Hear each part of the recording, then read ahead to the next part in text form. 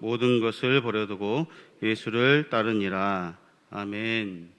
할렐루야. 앞뒤 좌우 분들과 인사하겠습니다. 우리 사랑합니다. 축복합니다. 환영합니다. 오늘 말씀은 예수님의 기적 시리즈 8번째 시간으로 많은 물고기를 잡으신 기적이란 제목을 가지고 함께 말씀을 나누고자 합니다. 예수님께서 베드로와 안드레를 부르시는 갈릴리 호수 배경으로 함께 들어가 보도록 하겠습니다. 본문의 배경이 되는 시간은 먼 동이 틀 무렵이었습니다. 게네사렛 호숫가에는 배 2척이 정박해 있습니다. 그리고 잔잔한 호숫가에는 출렁이는 파도가 뱃전을 찰랑거리며 부딪히는 장면을 연출합니다. 어부들은 그물을 싣고 배에서 내리고 있는 상황입니다. 어부들은 이제 그물을 싣고 오늘 하루 어업 활동을 정리하는 중이었습니다. 그런데 그들의 얼굴에는 기쁨이 있는 것이 아니라 근심과 낙심과 또 수심으로 가득했습니다. 왜냐하면 물고기를 잡지 못했기 때문입니다. 베드로는 게네사렛 호수 근처에 집이 있었습니다. 그래서 그는 누구보다도 호수의 상황과 여건을 잘 아는 사람이었습니다. 그는 몇 마리의 고기라도 잡아서 생계를 유지하기 위해 손에 물집이 생기고 터져 아프고 쓰라려도 수십 번, 수백 번 밤이 새도록 그물을 던지고 또 던졌습니다. 그런데 그는 한 마리의 고기도 잡지 못하고 지금 그물을 정리하고 있습니다. 그는 가장으로서 집안의 생계를 책임져야 할 그런 사람이었습니다. 그는 힘없이 그물을 씻으며 신세 한탄을 하고 있었습니다. 그의 형제 안드레도 지난밤에 고기잡이로 인해 힘들고 지친 상태였습니다. 이러한 상황 가운데 예수님께서 베드로에게 나타나셨습니다. 그리고 베드로의 배 위에 올라타셨고 그 배를 물 위에 조금 띄우기를 부탁하셨습니다. 그리고 배 안에 앉으시고 우리에게 하나님 나라에 대하여 말씀하기 시작하셨습니다. 예수님께서는 가시는 곳마다 말씀을 듣기 위해 많은 사람들이 예수님 앞에 모여들기 시작하였습니다. 베드로와 안드레는 밤새도록 수고하여 심신이 지친 상황이었지만 예수님의 말씀을 듣기 위해 무리와 함께 호숫가 앞에 자리 잡고 있었습니다. 많은 무리는 예수님이 어떤 말씀을 하실까 궁금해하며 자리에 하나 둘씩 다 앉기 시작하였습니다. 이제 예수님께서는 무리에게 말씀을 마치시고 시몬에게 말씀하시되 깊은 데로 가서 그물을 내려 고기를 잡으라라고 명령하셨습니다. 고기 잡는 일이라면 베테랑이 그가 깊은 데 그물을 내리지 않았을까요? 갈릴리 바다에 그물을 안 내려본 곳이 없을 정도로 수없이 많은 횟수의 그물을 내리고 또 올렸을 것입니다. 지금 자신에게 깊은 곳에 그물을 내리라고 한 30대 젊은이가 누구인지 지금 베드로는 알지 못합니다.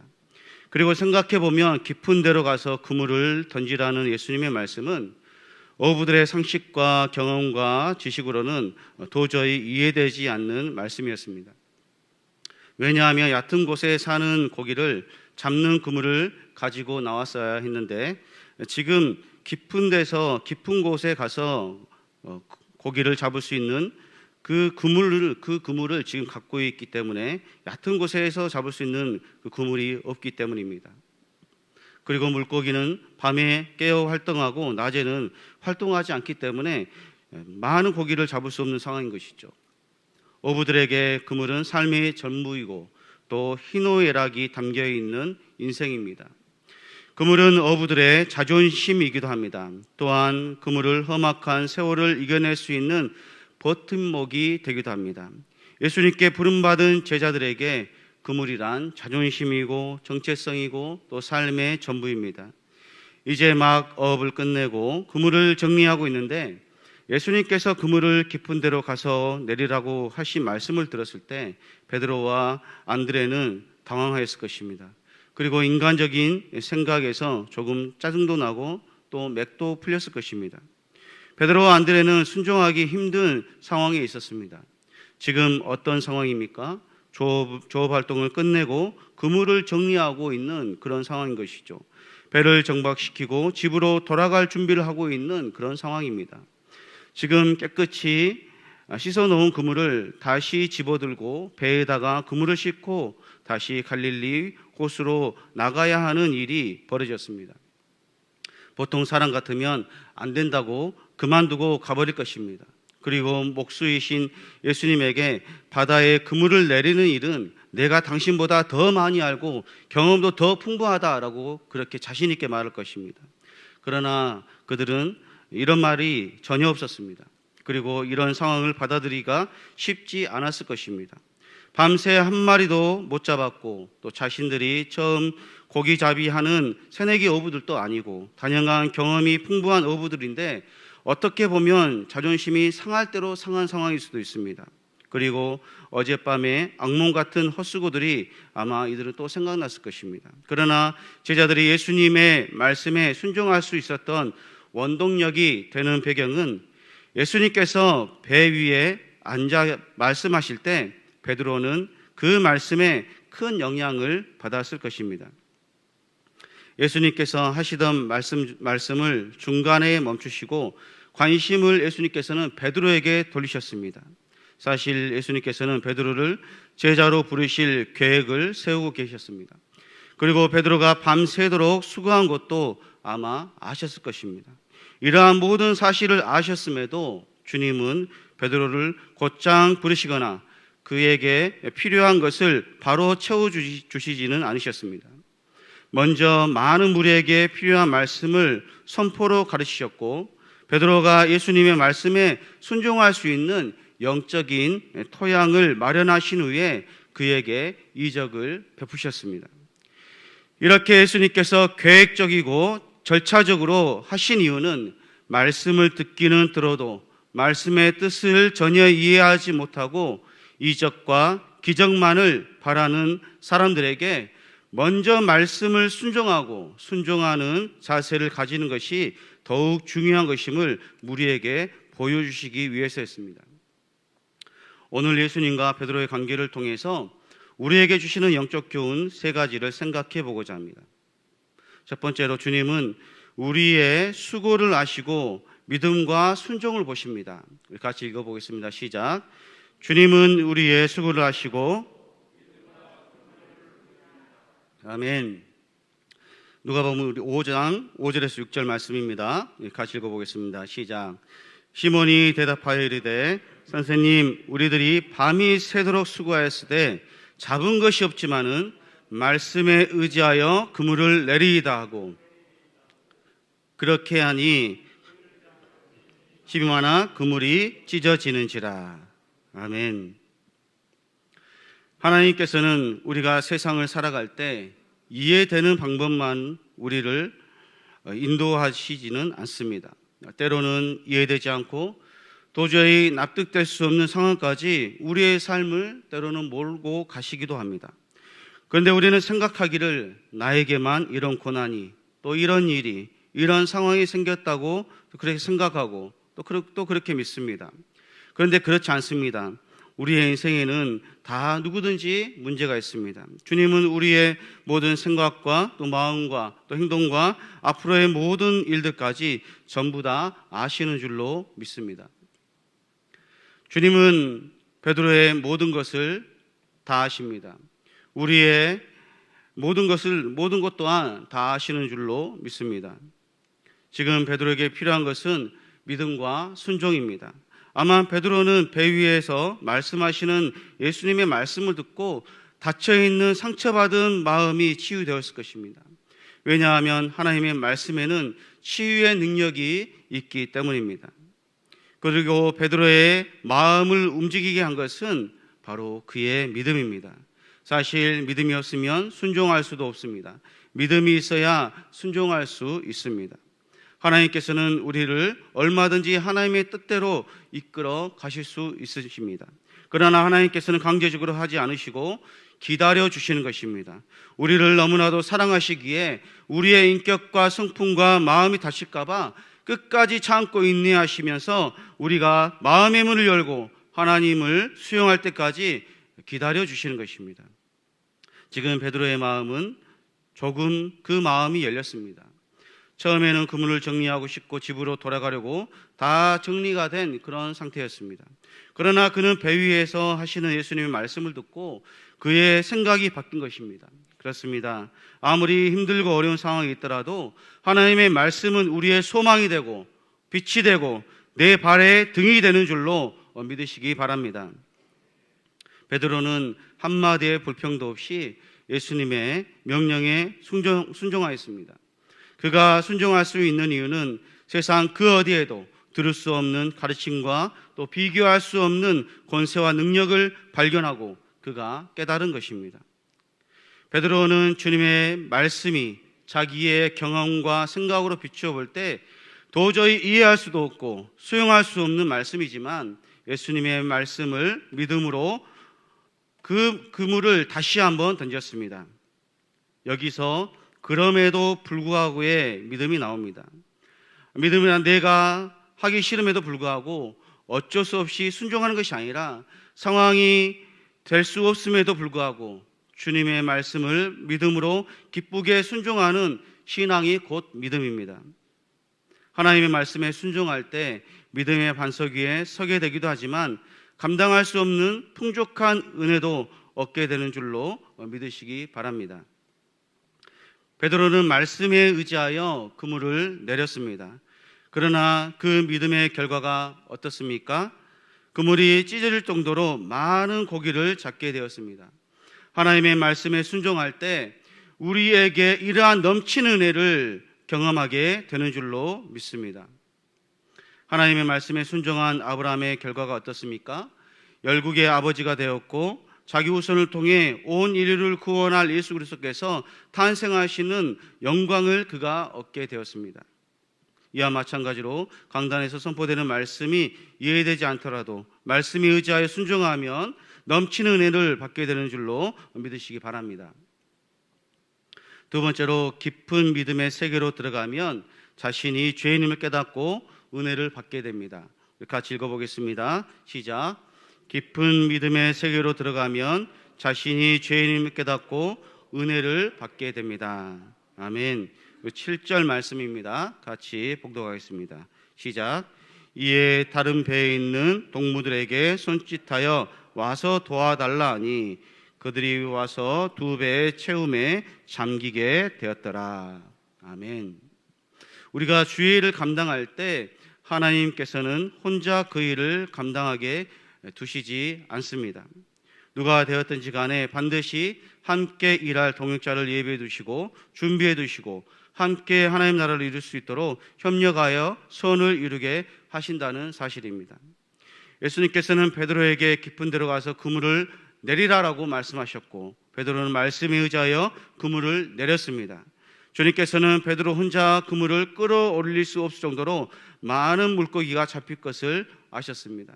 그래서 주변에 아직 어업 활동을 끝내지 못하고 일하는 어선들을 불러서 함께 그물을 끌어올릴 수 있도록 도움을 청하게 하신 것입니다.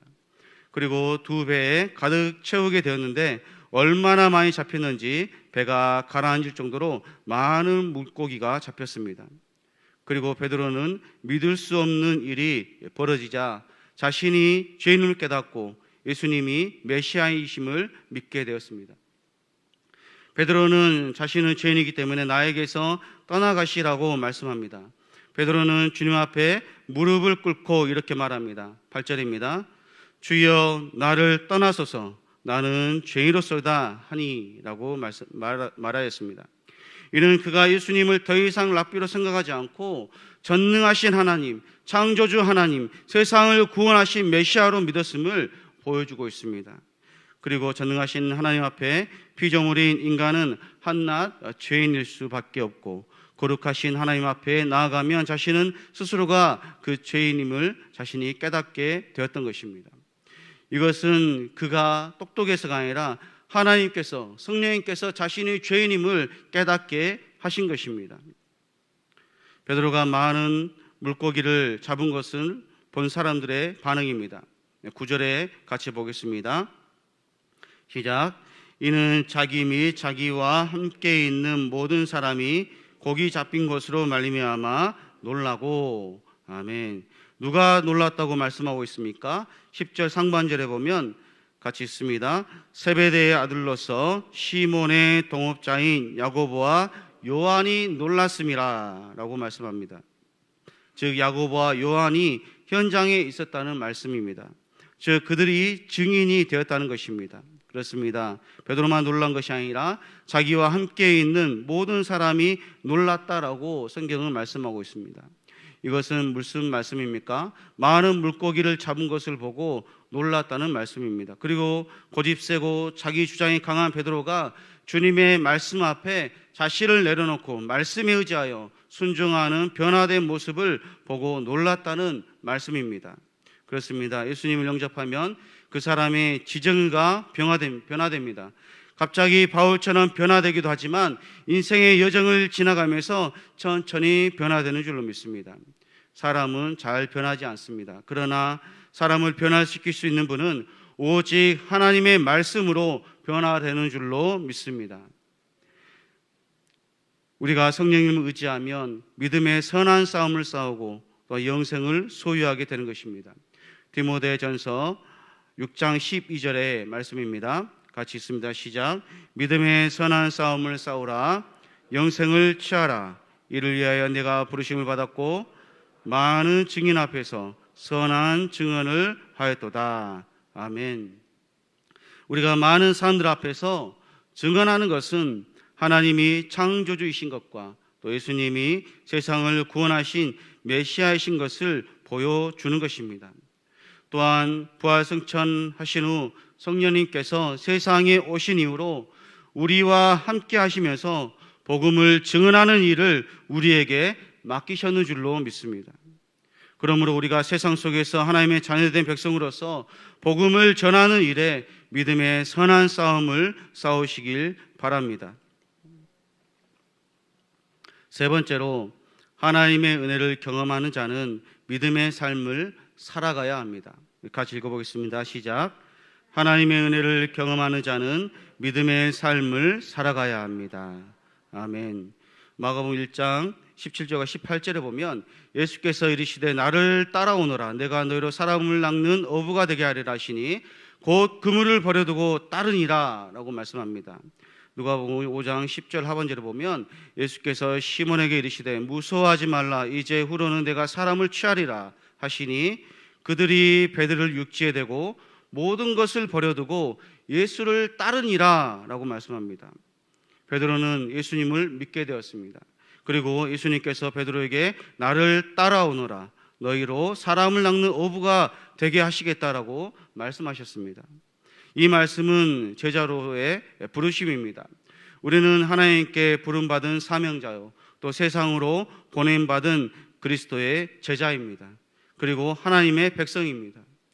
베드로가 모든 것을 버려두고 예수님을 따른 이유가 무엇일까요? 그것은 그만큼 지금 예수님께서 하신 말씀이 자신이 가진 것보다 그 가치가 비교할 수 없을 정도로 좋고 또한 주님을 따르는 길이 그 어떠한 것보다 값진 것이라고 확신하였기 때문입니다. 베드로는 자신의 모든 것을 버리고 그 즉시 주님을 쫓았습니다. 그에게 천국에 대한 확신이 있을 뿐만 아니라 주님의 부르심에 헌신하겠다는 믿음의 길을 쫓겠다고 그는 결단한 것입니다. 그리고 그 즉시 행동으로 옮겼습니다. 베드로는 자신의 인생의 앞길에 어떠한 일이 일어날지 어떤 고난과 핍박이 있을지 알지 못합니다. 그러나 확실한 것은 주님을 따르는 길은 지금 자신에게 주어진 환경보다 비교할 수 없을 정도로 좋다는 것을 그는 확신하였습니다. 그래서 그 마음속에 기쁨과 감사가 넘쳤을 것입니다. 그렇습니다. 우리가 예수님을 믿는 길을 쫓아가는 이유는 우리에게 부활의 소망이 있기 때문인 줄로 믿습니다. 우리가 믿음의 삶을 사는 것은 죄와의 싸움입니다. 디모데후서 4장 7절에서 8절 말씀입니다. 우리 같이 읽겠습니다. 시작. 나는 선한 싸움을 싸우고 나의 달려가기를 마치고 믿음을 지켰으니 주 곧 의로우신 재판장이신 그날에 내게 주실 것이며 내게만 아니라 주의 나타나심을 사모하는 모든 자에게 도니라. 아멘. 그렇습니다. 사랑하는 성도 여러분, 우리가 하나님의 은혜를 경험할 때 우리는 믿음의 삶을 사는 것입니다. 그러므로 우리는 이 땅에 선한 싸움을 싸우며 세상의 유혹으로부터 믿음을 지켜야 할 줄로 압니다. 우리가 영적 전쟁에서 승리할 때 의의 면류관을 주신다라고 성경은 우리에게 말씀하고 있습니다. 그리고 주님의 재림의 날에 부활 승천하여 영원한 나라에서 영원한 삶을 살게 되는 줄로 믿습니다. 마지막 결론입니다. 사랑하는 성도 여러분, 우리가 이 땅 가운데 살아갈 때 하나님께서 우리를 선택하신 이유는 우리가 의롭기 때문이 절대 아니고 하나님의 주권으로 또 한량없는 은혜로 우리가 먼저 구원받은 줄로 믿습니다. 그러므로 나 자신이 죄인임을 하나님 앞에 고백하고 또 날마다 자기 자신을 돌아보며 나보다 남을 낮게 여기며 또 겸손한 신앙과 믿음을 소유하시길 바랍니다. 또한 복음 전하기를 삶의 현장에서 전도의 삶을 살아감으로 충성된 그리스도의 맡은 바 사명을 감당하시는 성도님들이 되시기를 주님의 이름으로 소원합니다. 아멘.